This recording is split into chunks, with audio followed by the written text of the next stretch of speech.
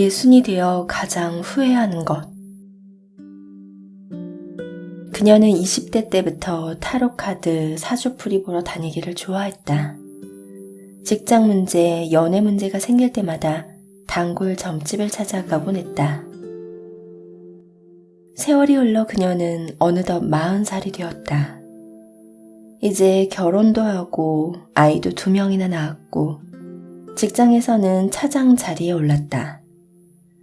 오랜만에 만난 그녀에게 나는 농담처럼 물었다. 잘 지냈어요? 아직도 점 보러 자주 다녀요? 아유, 선생님, 점 안 본 지 한참 됐어요. 이제는 가서 물어볼 것도 없어요. 결혼도 했고 직장을 옮길 일도 없는데요, 뭐. 맨날 사는 게 똑같아서 궁금한 것도 없네요. 그 말에 나는 의아해졌다. 그녀는 이제 미래가 궁금하지 않단 말인가? 내가 알던 그녀는 누구보다 열정적으로 자기 삶을 탐구하던 사람이었다. 미 개척지에 발을 디딘 탐험가처럼 삶의 정도를 찾기 위해 실오라기 같은 단서 하나도 놓치고 싶지 않다던 사람이었다. 그래서 나와 만날 때에도 짧은 틈을 타서 고민 상담을 해오곤 했다. 그랬던 사람이 이제는 앞날이 별로 궁금하지 않다니. 40쯤 되면 사람들은 삶을 가늠하는 중요한 결정들이 이미 내려졌다고 생각한다. 결혼을 할 것인가 말 것인가, 아이를 낳을 것인가 말 것인가 같은 고민을 하다가 마음을 정하고 실행에 옮긴다. 그리고 오래 일한 직장을 떠나기는 쉽지 않고 다른 직업으로의 전환은 너무 늦었다고 느낀다. 물론 소소한 고민거리는 계속 생기지만 20대처럼 삶의 향방을 좌우하는 큰 고민은 아니다. 인생은 대략 정해졌고 이제 그것을 지속할 일만 남았다. 그러니 앞날이 그다지 궁금하지 않을 수밖에 없는 것이다. 그래서인지 내가 40살에게 가장 많이 듣는 이야기도 그런 것이다. 선생님, 사는 게 별로 재미없어요. 매일매일 똑같아요. 해야 하는 일뿐인걸요. 지루해요. 옛날처럼 놀고 싶어요. 그땐 하루하루가 재밌었거든요. 지루함은 나이 탓이 아니다. 삶의 태도 문제다. 나도 40을 지나왔기에 그 나이가 주는 중압감을 이해한다. 40은 시대를 막론하고 가장 바쁜 나이에 속한다. 일터에서나 가정에서나 최고의 생산성을 내야 하는 시기다. 40대가 움직여야만 해결되는 일들이 여기저기 산적해 있다. 그들이 멈추면 일터도 가정도 멈춘다. 아마 대한민국도 멈출 것이다. 막중한 임무를 떠하는 그들은 다른 것에 눈 돌릴 틈이 없다.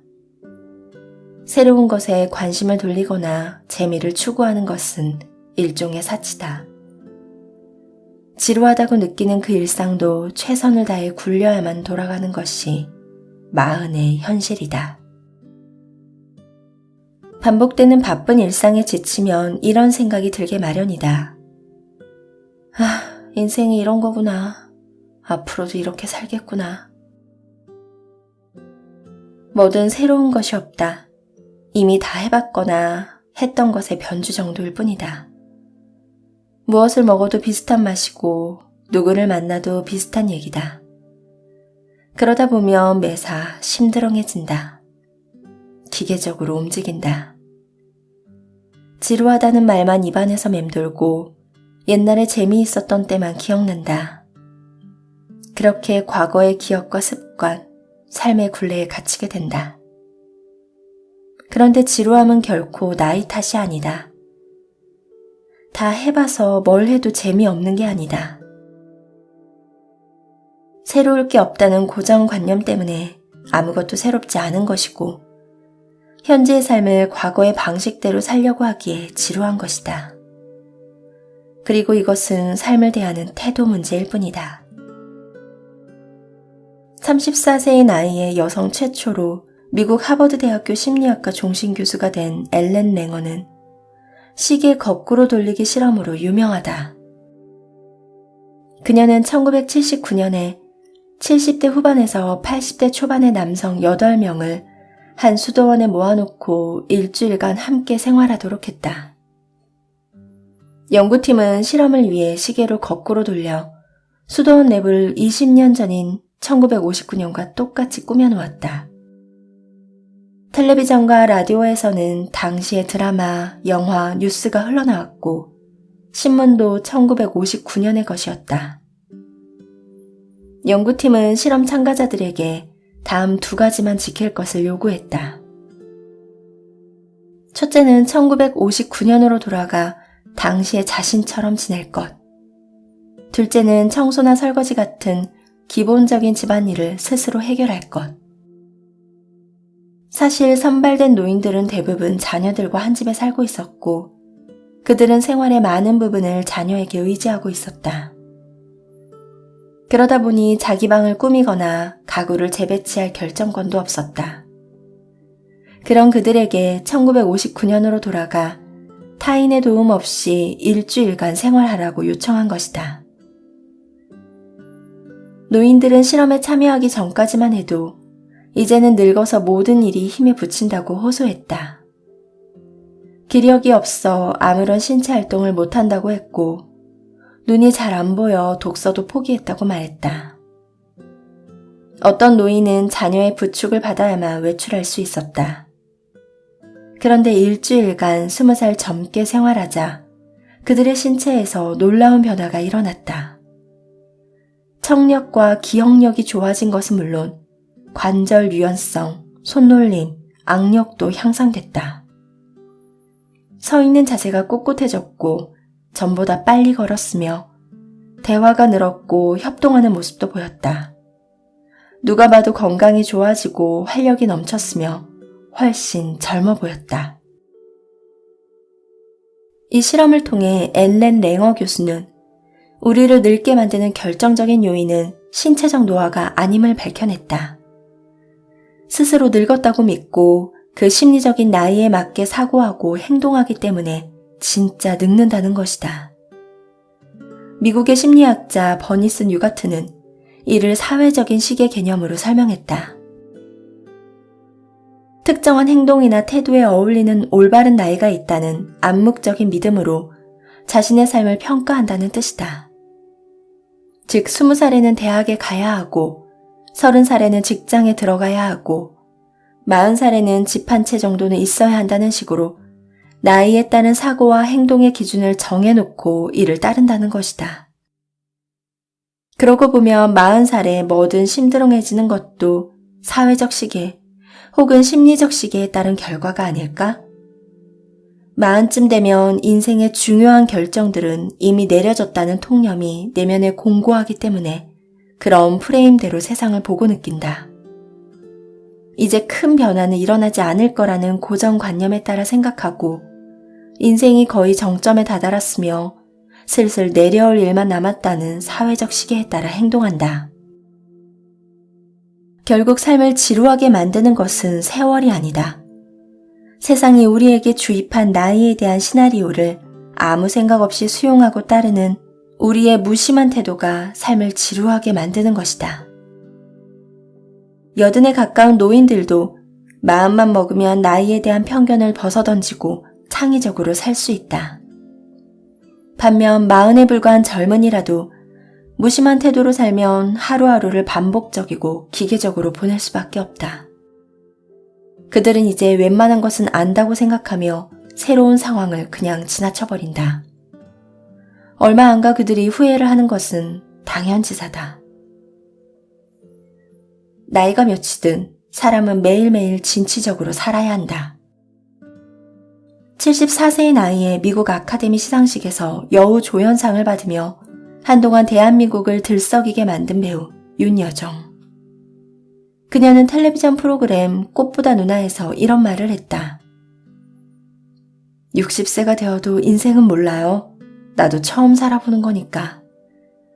나도 67세는 처음이야. 알았으면 내가 이렇게 안 하지. 60을 훌쩍 넘기고도 매일매일 새롭게 보고 느끼는 태도. 나는 이것이야말로 그녀가 지금까지 왕성하게 작품 활동을 하는 원동력이 아닐까 싶다. 그리고 다가오는 하루를 새롭게 살 수 있는 능력은 어느 하루도 게으르지 않게 자기 일에 정진한 사람만이 얻을 수 있다. 나이에 따른 고루한 각본에 휘둘리지 말고 하루하루 새롭게 창의적으로 살라고 이야기하면 사람들은 보통 아예 안 해본 일에 도전하는 모습을 떠올린다. 스카이다이빙에 도전한다든가, 회사를 때려치우고 세계 여행을 한다든가, 스페인어 공부를 시작한다든가 말이다. 이런 도전도 일상을 리프레시한다는 의미에서 새로움일 수 있다. 그러나 우리가 추구해야 하는 새로움은 반복되는 일상에서 몸과 마음을 정돈하고 다스리고 가꾸는 것. 자기 일에 매진하며 갈고 닦을 때 얻어지는 가치다. 같은 일을 해도 기계적으로 처리하는 사람에게 일은 무심한 반복일 뿐이다. 나아질 것도 나빠질 것도 없다. 그러나 더 나은 방식을 고민하는 사람에겐 매번 새로운 시도다. 그렇게 하루를 열심히 살면 내일 해보고 싶은 일이 떠오른다. 또 한 해를 열심히 살면 내년에 이루고 싶은 목표가 생긴다. 하루하루를 새롭게 산다는 것은 바로 이런 점진적인 변화를 뜻한다. 60이 훌쩍 넘은 나도 다행히 매일매일 하고 싶은 일이 많다. 환자들을 좀 더 깊이 있게 상담하고 싶고 정신분석가로서 공부의 마침표를 잘 찍고 싶다. 오랫동안 취미로 해온 첼로를 조금 더 연습하고 싶고 약속한 원고도 잘 완성하고 싶다. 내 하루를 새롭게 만들어주는 소망들은 어제를 열심히 살았기에, 작년에 그 씨앗을 뿌려두었기에, 10년 전에 막연하게나마 꿈을 꾸었기에 생길 수 있었다. 어느 날 갑자기 일어나는 도약이란 없다.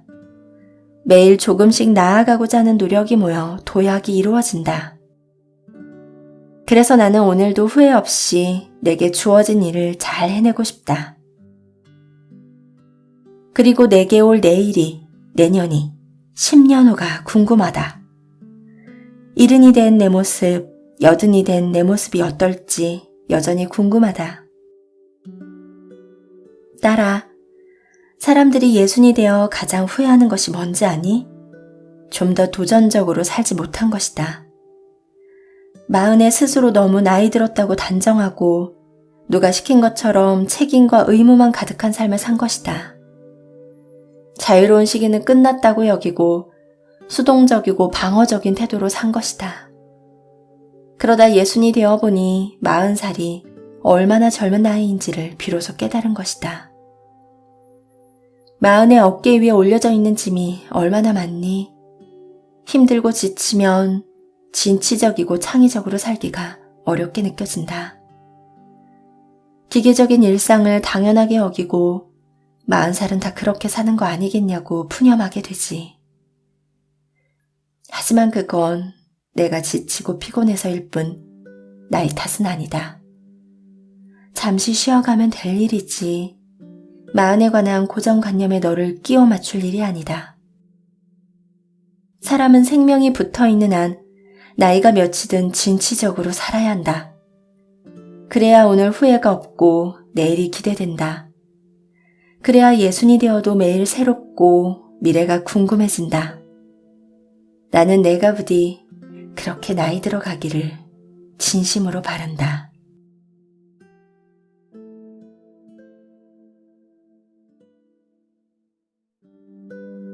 예순이 되어 가장 후회하는 것. 그녀는 20대 때부터 타로카드, 사주풀이 보러 다니기를 좋아했다. 직장 문제, 연애 문제가 생길 때마다 단골 점집을 찾아가곤 했다. 세월이 흘러 그녀는 어느덧 40살이 되었다. 이제 결혼도 하고 아이도 2명이나 낳았고 직장에서는 차장 자리에 올랐다. 오랜만에 만난 그녀에게 나는 농담처럼 물었다. 잘 지냈어요? 아직도 점 보러 자주 다녀요? 아유, 선생님, 점 안 본 지 한참 됐어요. 이제는 가서 물어볼 것도 없어요. 결혼도 했고 직장을 옮길 일도 없는데요, 뭐. 맨날 사는 게 똑같아서 궁금한 것도 없네요. 그 말에 나는 의아해졌다. 그녀는 이제 미래가 궁금하지 않단 말인가? 내가 알던 그녀는 누구보다 열정적으로 자기 삶을 탐구하던 사람이었다. 미 개척지에 발을 디딘 탐험가처럼 삶의 정도를 찾기 위해 실오라기 같은 단서 하나도 놓치고 싶지 않다던 사람이었다. 그래서 나와 만날 때에도 짧은 틈을 타서 고민 상담을 해오곤 했다. 그랬던 사람이 이제는 앞날이 별로 궁금하지 않다니. 40쯤 되면 사람들은 삶을 가늠하는 중요한 결정들이 이미 내려졌다고 생각한다. 결혼을 할 것인가 말 것인가, 아이를 낳을 것인가 말 것인가 같은 고민을 하다가 마음을 정하고 실행에 옮긴다. 그리고 오래 일한 직장을 떠나기는 쉽지 않고 다른 직업으로의 전환은 너무 늦었다고 느낀다. 물론 소소한 고민거리는 계속 생기지만 20대처럼 삶의 향방을 좌우하는 큰 고민은 아니다. 인생은 대략 정해졌고 이제 그것을 지속할 일만 남았다. 그러니 앞날이 그다지 궁금하지 않을 수밖에 없는 것이다. 그래서인지 내가 40살에게 가장 많이 듣는 이야기도 그런 것이다. 선생님, 사는 게 별로 재미없어요. 매일매일 똑같아요. 해야 하는 일뿐인걸요. 지루해요. 옛날처럼 놀고 싶어요. 그땐 하루하루가 재밌었거든요. 지루함은 나이 탓이 아니다. 삶의 태도 문제다. 나도 40을 지나왔기에 그 나이가 주는 중압감을 이해한다. 40은 시대를 막론하고 가장 바쁜 나이에 속한다. 일터에서나 가정에서나 최고의 생산성을 내야 하는 시기다. 40대가 움직여야만 해결되는 일들이 여기저기 산적해 있다. 그들이 멈추면 일터도 가정도 멈춘다. 아마 대한민국도 멈출 것이다.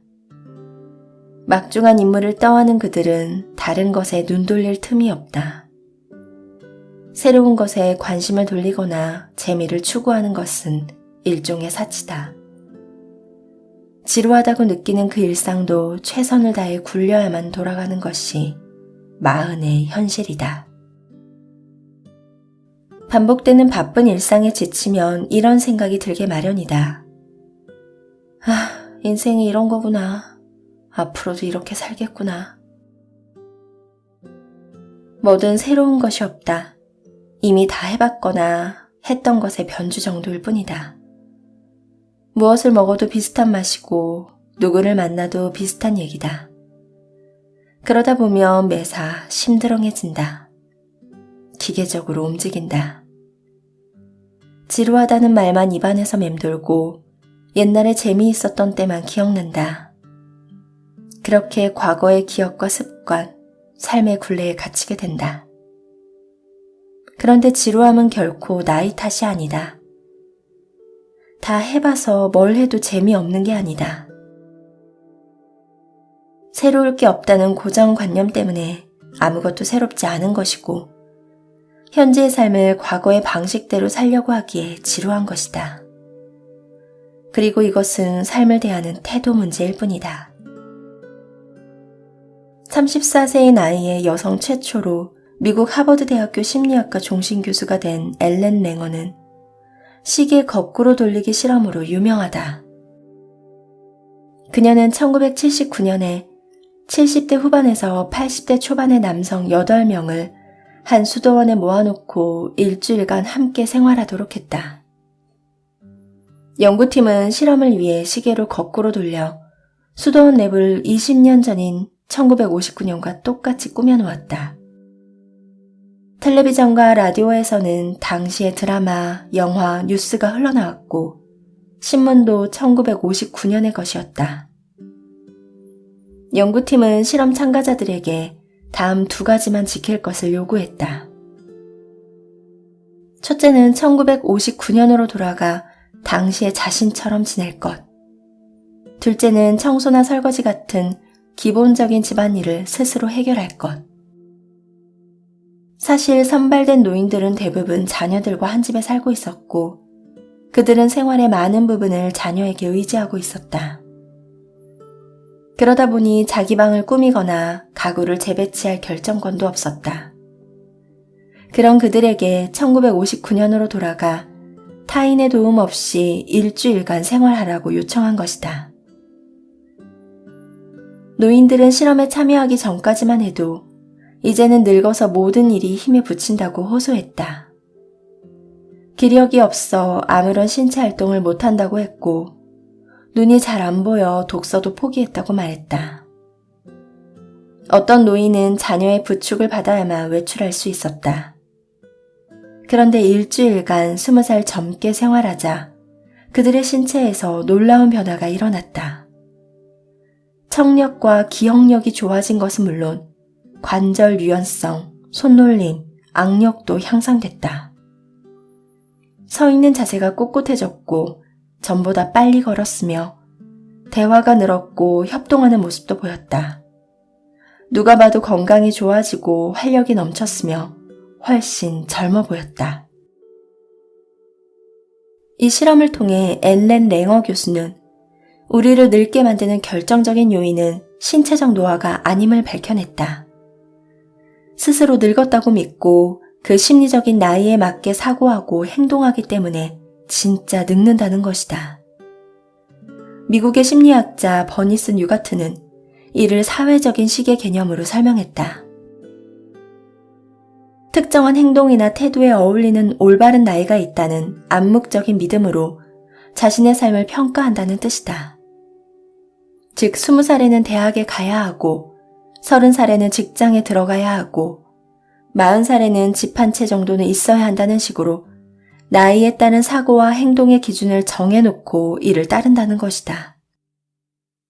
그러고 보면 40살에 뭐든 심드렁해지는 것도 사회적 시계 혹은 심리적 시계에 따른 결과가 아닐까?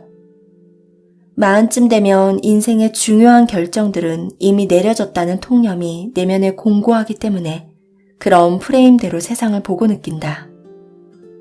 이제 큰 변화는 일어나지 않을 거라는 고정관념에 따라 생각하고 인생이 거의 정점에 다다랐으며 슬슬 내려올 일만 남았다는 사회적 시계에 따라 행동한다. 결국 삶을 지루하게 만드는 것은 세월이 아니다. 세상이 우리에게 주입한 나이에 대한 시나리오를 아무 생각 없이 수용하고 따르는 우리의 무심한 태도가 삶을 지루하게 만드는 것이다.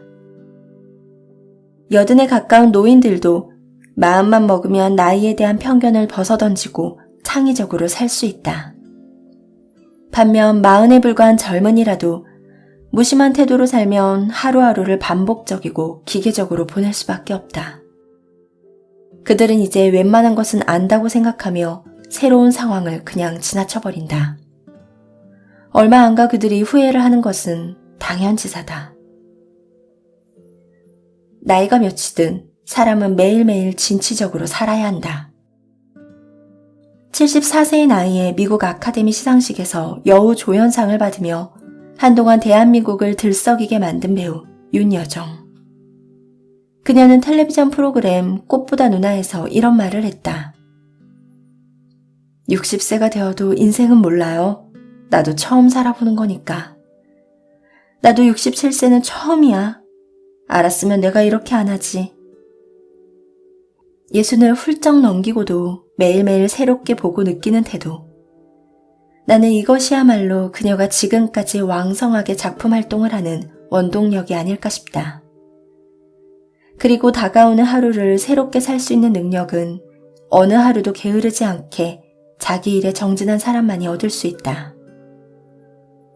나이에 따른 고루한 각본에 휘둘리지 말고 하루하루 새롭게 창의적으로 살라고 이야기하면 사람들은 보통 아예 안 해본 일에 도전하는 모습을 떠올린다.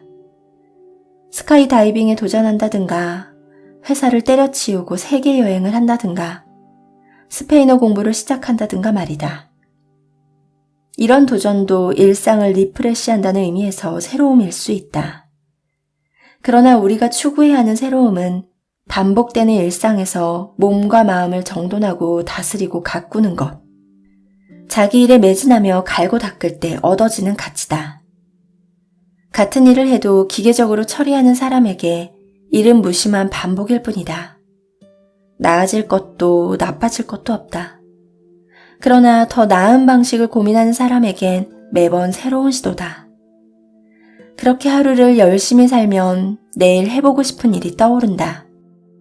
또 한 해를 열심히 살면 내년에 이루고 싶은 목표가 생긴다. 하루하루를 새롭게 산다는 것은 바로 이런 점진적인 변화를 뜻한다. 예순이 훌쩍 넘은 나도 다행히 매일매일 하고 싶은 일이 많다. 환자들을 좀 더 깊이 있게 상담하고 싶고 정신분석가로서 공부의 마침표를 잘 찍고 싶다. 오랫동안 취미로 해온 첼로를 조금 더 연습하고 싶고 약속한 원고도 잘 완성하고 싶다. 내 하루를 새롭게 만들어주는 소망들은 어제를 열심히 살았기에, 작년에 그 씨앗을 뿌려두었기에, 10년 전에 막연하게나마 꿈을 꾸었기에 생길 수 있었다. 어느 날 갑자기 일어나는 도약이란 없다. 매일 조금씩 나아가고자 하는 노력이 모여 도약이 이루어진다. 그래서 나는 오늘도 후회 없이 내게 주어진 일을 잘 해내고 싶다. 그리고 내게 올 내일이, 내년이, 10년 후가 궁금하다. 70이 된 내 모습, 80이 된 내 모습이 어떨지 여전히 궁금하다. 딸아, 사람들이 60이 되어 가장 후회하는 것이 뭔지 아니? 좀 더 도전적으로 살지 못한 것이다. 40에 스스로 너무 나이 들었다고 단정하고 누가 시킨 것처럼 책임과 의무만 가득한 삶을 산 것이다. 자유로운 시기는 끝났다고 여기고 수동적이고 방어적인 태도로 산 것이다. 그러다 60이 되어보니 40살이 얼마나 젊은 나이인지를 비로소 깨달은 것이다. 40의 어깨 위에 올려져 있는 짐이 얼마나 많니? 힘들고 지치면 진취적이고 창의적으로 살기가 어렵게 느껴진다. 기계적인 일상을 당연하게 여기고 40살은 다 그렇게 사는 거 아니겠냐고 푸념하게 되지. 하지만 그건 내가 지치고 피곤해서일 뿐 나의 탓은 아니다. 잠시 쉬어가면 될 일이지 40에 관한 고정관념에 너를 끼워 맞출 일이 아니다. 사람은 생명이 붙어있는 한 나이가 몇이든 진취적으로 살아야 한다. 그래야 오늘 후회가 없고 내일이 기대된다. 그래야 60이 되어도 매일 새롭고 미래가 궁금해진다. 나는 내가 부디 그렇게 나이 들어가기를 진심으로 바란다.